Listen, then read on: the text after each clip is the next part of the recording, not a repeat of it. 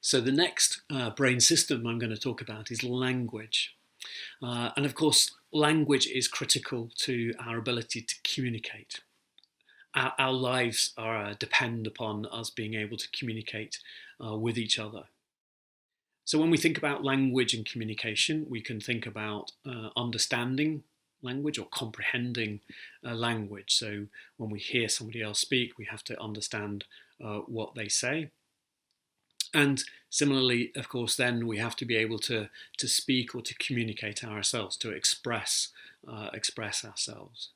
So when we think about language difficulties may be in the form of comprehension or understanding difficulties, or they may be in the form of expressive difficulties, the inability to express language, to express your intentions, express your needs, and so on.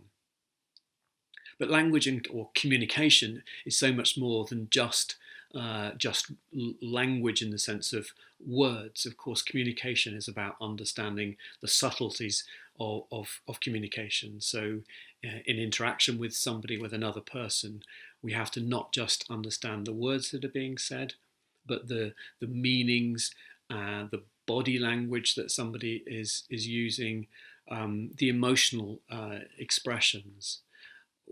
As well as that, in terms of language, we have to understand the subtleties of what somebody's saying or how they're saying things. So we have the ability to understand when somebody's being sarcastic, for example, or perhaps to detect when somebody's not telling the truth, or humour when somebody's being humorous.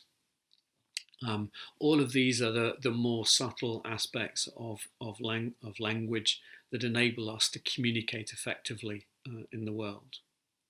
So again, brain injury, and brain injury, head injury, or stroke, or other sorts of acquired brain injury can make it difficult to communicate. So it may be difficult to understand what somebody's saying.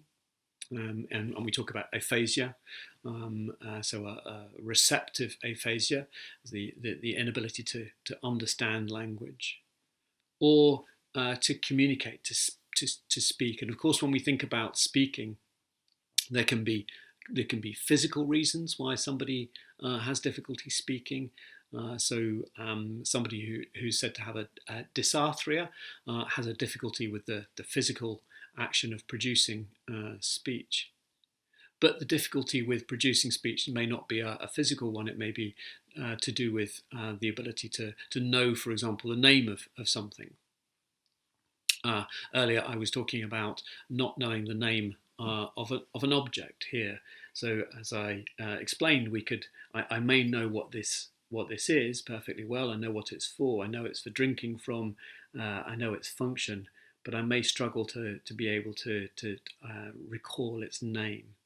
And there we would have an expressive problem. I can't communicate its name. I'm struggling to remember its name.